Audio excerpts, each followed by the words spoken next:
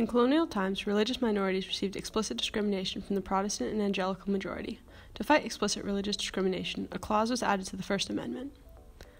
This clause read, "Congress shall make no law respecting an establishment of religion and prohibiting the free exercise thereof." Although explicit religious discrimination was illegal, propaganda against specific religions continued to perpetuate negative stereotypes. An important piece of propaganda against Catholics was the book Maria Monk's Awful Disclosures. Even though the entire book is a false story commissioned by anti-Catholic parties, the associations between alcoholism and appropriate sex with priests continue to perpetuate. Another group that faced religious discrimination in the 18th century were the Mormons, particularly in regards to Joseph Smith's revelation about polygamy. Joseph Smith had a revelation from God telling him to take more than one wife, which received a lot of backlash from his current wife and people outside of the religion.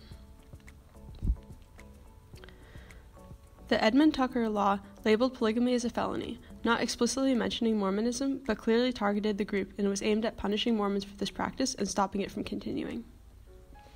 In the 19th century, the Moorish Science Temple and Nation of Islam were religions established to fight religious and racial discrimination against the black community in the United States. The founder of the Moorish Science Temple claimed to be a prophet, sent to help African Americans reclaim Islam as their religious identity, which they were forced to abandon for Christianity in times of slavery. This movement inspired the founding of the Nation of Islam, who adopted Moorish Science Temple doctrine and additionally preached that all white men are devils and blacks are the superior race. One of the most prominent figures from the Nation of Islam is Malcolm X, who initially believed the Nation of Islam's rhetoric that whites were inherently evil and spoke against integration. However, Malcolm X left the Nation of Islam after he went on Hajj. In Mecca, he experienced kindness from Muslims of all races, which caused him to abandon his hatred toward whites and convert to mainstream Sunni Islam.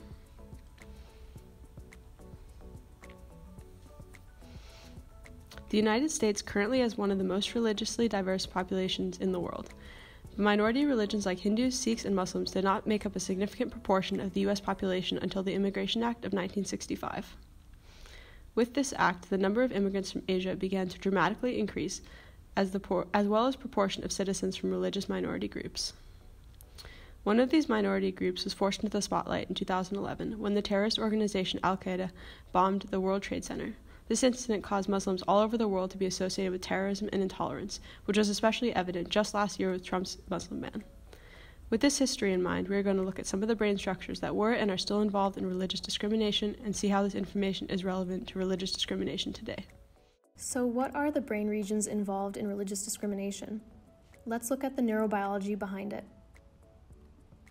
The amygdala performs rapid automatic processing of social category cues, including racial groups, in terms of potential threats or rewards.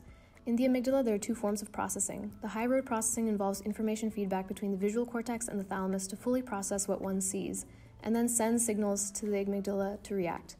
Low road is immediate, instinctual processing that does not involve information feedback and sends the signal to the body to respond to a threat before the brain fully processes what the threat may be. Many studies show that there is greater amygdala blood oxygenation level dependent signal activity to out-group faces rather than in-group faces. Research shows that individuals are faster and more accurate at recognizing faces of in-group members and out-group members, often referred to as the other race, cross-race, or same race effect. Lower FFA activity may reflect a failure to encode out-group members at the individual level and promote an out-group homogeneity effect, whereby out-group members are perceived as more similar to each other than in-group members. Thus, the FFA works in conjunction with the amygdala in threat detection and response. In class, we learned that people are more likely to shoot an unarmed black man than an unarmed white man. This may be because white Americans who are taking this test are more likely to see black people as part of the out-group and potentially more threatening. Another group that has been seen as potentially threatening are Muslims. In this case, the people who have integrated with Muslims may not see them as threatening or as an out-group and therefore don't have as much bias against the headscarf as a religious symbol. In contrast, the people who are isolated from Muslims are more likely to associate Muslims with danger. The threat of the headscarf is relevant today, even on this campus. Can you tell me about a time you've experienced religious discrimination? Yeah, so one time my friend and I were coming out of class at around 7 p.m., so it was pretty dark, which kind of made us feel a little uncomfortable from the beginning. And as we were crossing the street to get to the parking lot, this man was yelling at me to not look at him. However, I wasn't looking at him in the first place, so I didn't know he was talking to me. But as we continued to go to the parking lot, he started yelling and calling me a terrorist, saying that I didn't belong in the United States, saying that I didn't have the right to look at him. And at one point, when I turned around to see actually who was saying these things, he started chasing my friend and I and continued to call us these names. And so, yeah, that was one of the first times that I really faced religious discrimination and how I actually really feared my life for a minute. The implicit bias association test is something we've covered extensively in class, so I'll cover it briefly. It measures the speed of association between certain groups with either positive or negative words, as displayed in this picture.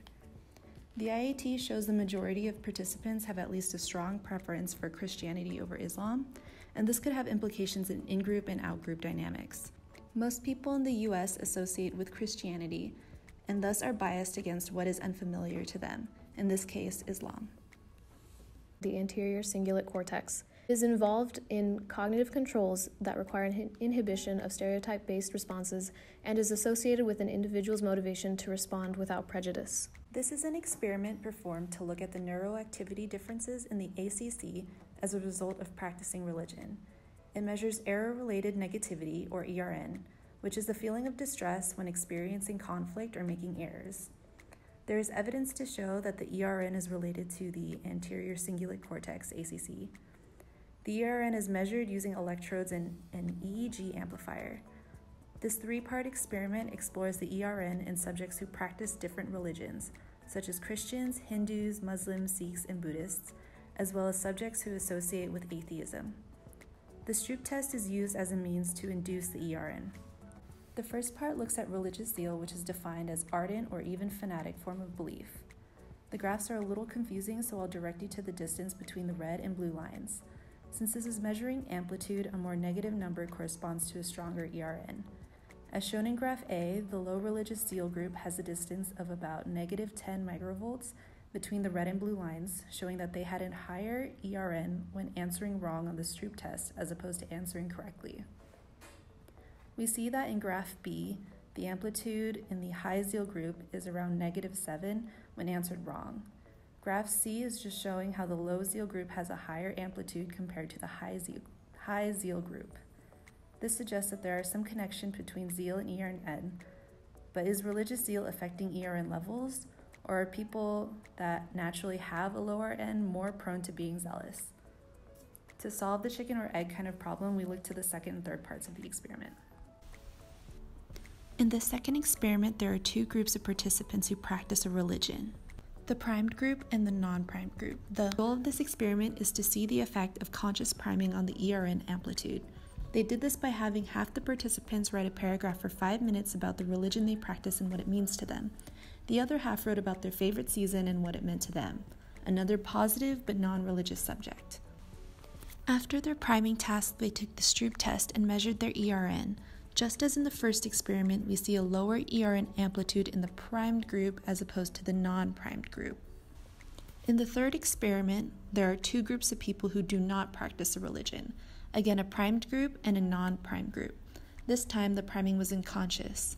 They did this by having both groups complete a word scramble. They were given 4 words and had to arrange them in a grammatical sentence. The primed group had words related to religion, such as prophet and sacred, while the other group didn't. They were just the control. And as in the previous experiments, we see a lower ERN in the primed group and a higher ERN in the non-primed group. Malcolm X associated Islam and Muslims with truth and kindness. He had an association of whites being evil. When he experienced kindness from white Muslims, this may have caused an error-related negativity or conflict detection in his ACC. However, he had such a strong belief in Islam and Muslims that this experience did not make him question his faith, but rather helped him alter his association of whites with evil. In this way, his strong religious faith actually acted as a debiasing agent for his initially racist beliefs, allowing him to resolve the conflict. The first stage of processing racial stimuli is detection, categorization, and automatic evaluation of race. The amygdala is involved in automatic race stimuli detection and evaluation, as expressed with the implicit association test and physiological responses. The FFA rapidly processes race information. There is greater response to identification of in-group race faces. The second stage is higher-order personal and societal motivations that exert control over lower-order processes. When conflict exists, the ACC engages top-down regulatory mechanisms to involve the DLPFC, which is likely to modulate amygdala activity.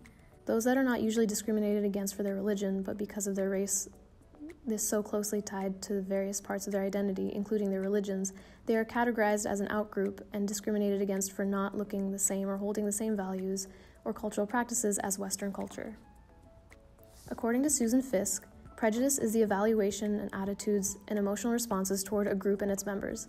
Stereotypes are generalized characteristics ascribed to a social group, such as personal traits or circumstantial attributes. The prejudice network has been studied, and it includes the amygdala, striatum, insula, ventral medial prefrontal cortex, and the orbital frontal cortex. All of these regions together are active in implicit and explicit expression of biases. The insula processes somatosensory states, including visceral responses and emotions related to these states. The anterior insula is associated with social cognition and emotion. The insula supports visceral and subjective emotional responses towards social in-groups or out-groups. Studies show insula activity was found to increase when subjects viewed another person being exposed to a painful stimulus, but only if that person was of the same racial group. Empathy-related activity in the insula depends on the victim's social affiliation. The orbital frontal cortex, which is associated with processing of affective cues, contingency-based learning, evaluation, and decision-making, allows for the monitoring of social cues and subsequent adjustment of one's behavior. The ventral medial prefrontal cortex is a part of the OFC.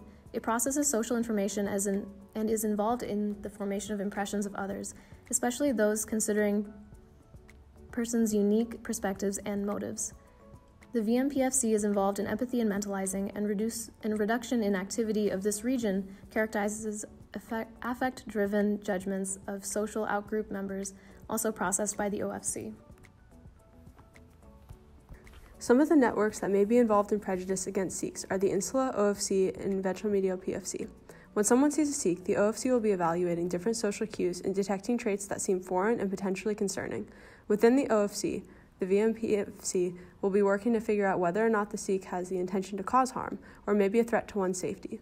The insula is involved in processing visceral reactions, so if someone experiences a feeling of nervousness or increased heart rate when viewing a Sikh, this may also contribute to identifying them as a potential threat. These brain structures are implicated in intergroup stereotyping. Stereotype associations involve regions of lateral temporal lobe that underpin semantic knowledge. The anterior temporal lobe, ATL, is associated with representation of social knowledge, which includes attributes that describe people but not inanimate objects. It represents stereotype-related knowledge and provides input to the ventral medial PFC. The dorsal ATL is densely interconnected with regions of the VMPFC, associated with trait judgment and impression formation. The lateral temporal lobe processes semantic and episodic memory. Activation of the right inferior frontal gyrus during stereotype judgment tasks reflects an individual's efforts to inhibit the influence of stereotypes on their behavior. Some of the networks that may be involved in holding stereotypes against Catholic priests are the anterior temporal lobe, the lateral temporal lobe, and ventromedial PFC. When someone imagines a Catholic priest, the lateral temporal lobe will be involved in recalling specific memories of headlines or stories that involve sexual misconduct with Catholic priests. The anterior temporal lobe may be involved in processing the association of priests having a tendency to be sexually inappropriate. When the inferior frontal gyrus experiences a stereotype activation, it will then drive goal-directed responses to the stereotype, such as avoiding these priests. So here are some takeaway points. Religious discrimination has taken place throughout history, and it still occurs to this day, even on this campus. Scientists have begun to see the relevant brain anatomy and physiology involved in discrimination across various categories, including race and religion.